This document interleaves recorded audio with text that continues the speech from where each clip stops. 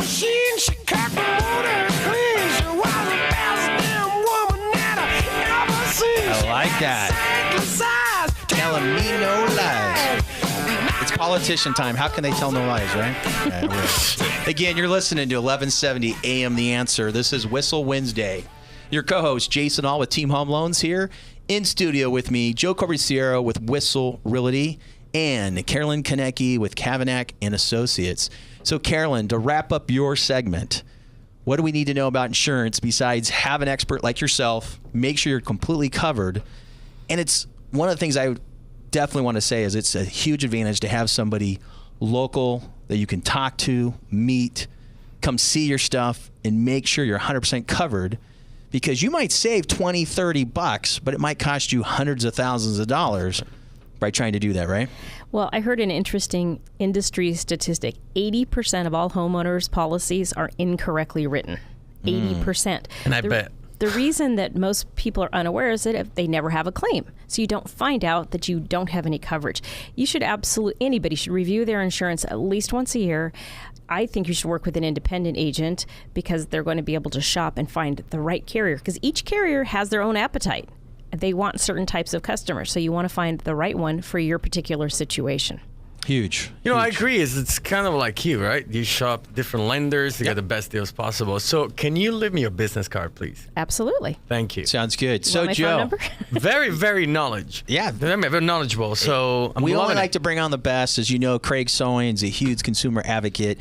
He likes to have the best on the radio and TV. That's why we've had Carolyn on both. Right. And we appreciate you coming in. So stick Thank around. you. Let's learn from our Italian stallion, Joe Corbisiero.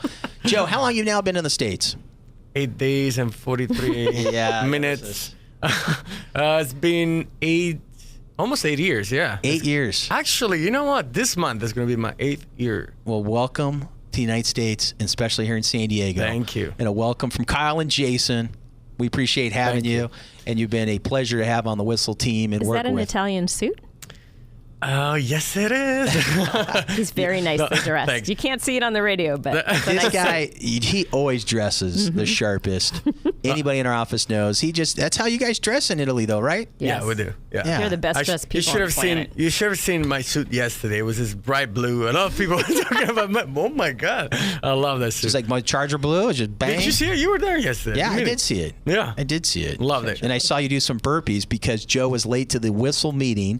And if you're late in Kyle's meetings, every minute you're late, you do a burpee. And for those that don't know what a burpee is, you got to drop down, kind of like do a push-up, and then you bounce up, and you have to kind of jump and reach your back up. thing. We have seen gals in skirts and dresses do like 15, 20 of these when they show up late. The good news is most people get there now 10, 15 minutes early because no one wants to be late. And the Whissel team continues to grow. So on Tuesdays around 11 a.m., you don't want to be late, and there's not as much parking. That's the You problem. notice That that, was Joe? my challenge yesterday. Yeah. I was a few minutes late for that reason. Yeah. Well, So- I mean, in Italy, we have a problem. We're fashionably late. Correct. And which I'm getting adjusted to it. Brian is shaking his head. So we're going to tell you the meeting's at 10:30, right, Brian? We need to tell Joe the meeting's at 10:30. So welcome again to San Diego. I know you've been here 8 years. I know you're one of the top real estate agents in San Diego and on the Whissel team, and you guys have been doing a lot of stuff. What's going on in the market right now? Jason, the market is really interesting. I mean, everybody's talking about it. The inventory is extremely low.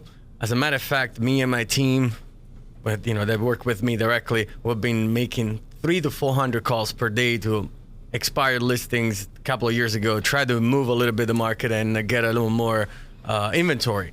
It's been an issue, especially in the between $250,000 to $500,000. It's so limited. I mean, the stats are showing about 1.8 month worth of inventory.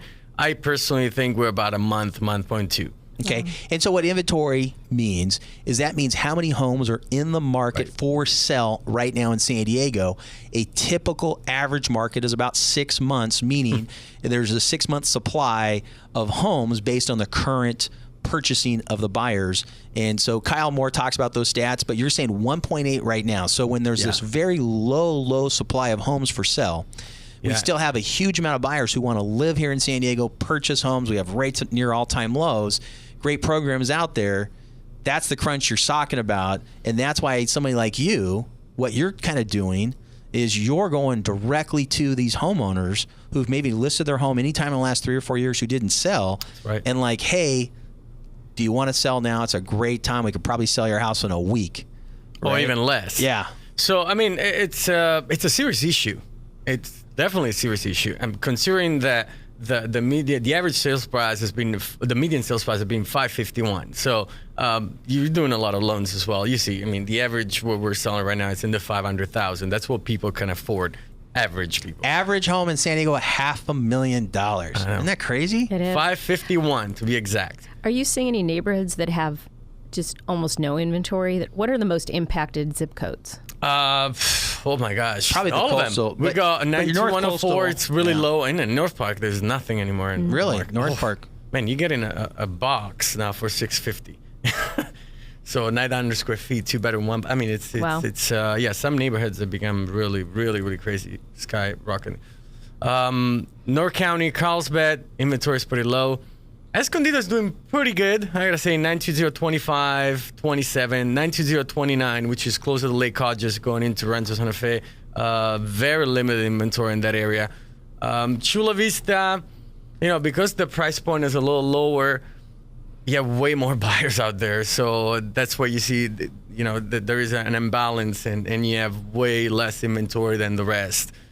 Overall, I gotta tell you, anything over $750,000, which obviously is not a first-time home buyer most of the times, the inventory is a little higher. We have about 3.8 to 4 months worth of inventory. So again, me and my team, our mission is to shake things up. We need to find more inventory. We've been calling like crazy, nonstop. So if you listen out there and you thought about selling your home a couple of years ago, you didn't get where you wanted to get, this is the time. There's a lot of buyers. Help us find the inventory and make other people's dream come true. Yeah, it's a good time to sell. So if you want to, you can reach out directly to Kyle on our line here at Whissel Wednesday at 619-663-SELL, 619-663-7355. Go ahead, Carolyn. Jeff, I would imagine there's some seasonality too. Do you find that the inventory plummets in the summertime? It's a great question. I love that. Well, generally speaking, yes. We do have seasonal, during the winters, pretty slow. October, November, December, especially after the summer. Kids will go back to school in September, so everybody's set. We didn't have that this year. Last year in 2015, it was super busy. Remember?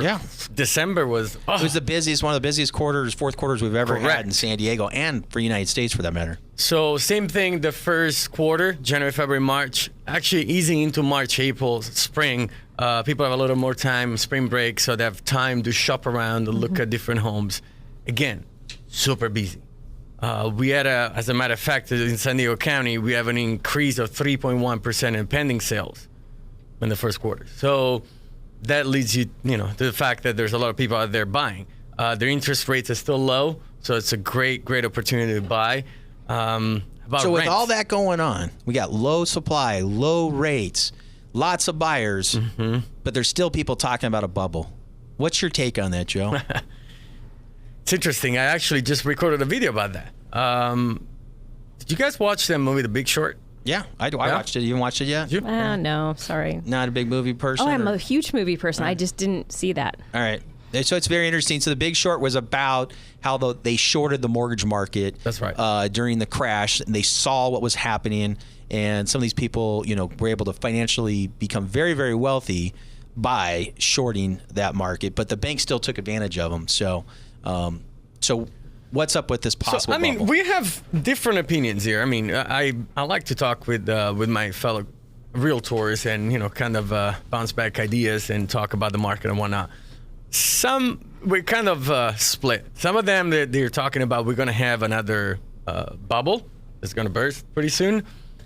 I look at numbers like you're a numbers man. So 2006, 2007, we were pretty 535, I think was the average, the median price in San Diego. We're 551 10 years later. Did the cost of living increase in the last 10 years? Would you say so? Yeah, absolutely. So just looking at these two numbers, it leads me to a conclusion. We still have time. The price is still going to go up. I don't think we're going to have double digits increase in the next few years, 2 to 3 years, but we're still going to go up 4 to 5%, which is an average. And yeah, even if we're going to take a hit, let's say in 2019, 2020, because we're going to have huge inventory and less supply, so we're going to see probably prices dropping a little bit. It's due to the affordability level at that point. Because if we hit 650,000, what's your income? What needed in order to qualify for 600,000? Yeah, you're gonna need about 150 grand or so. That's right. So not many people make that kind of money. So we're gonna have an issue at that point. On the other end, though, the rents. I mean, last year we had an increase. I think it was a double digit. 2014, March 2014 to 2015. Well, let's talk about those rents. We'll get my input on the bubble coming right up after the break. Again, you're listening to 1170 AM The Answer, Whissel Wednesday. We'll be right back.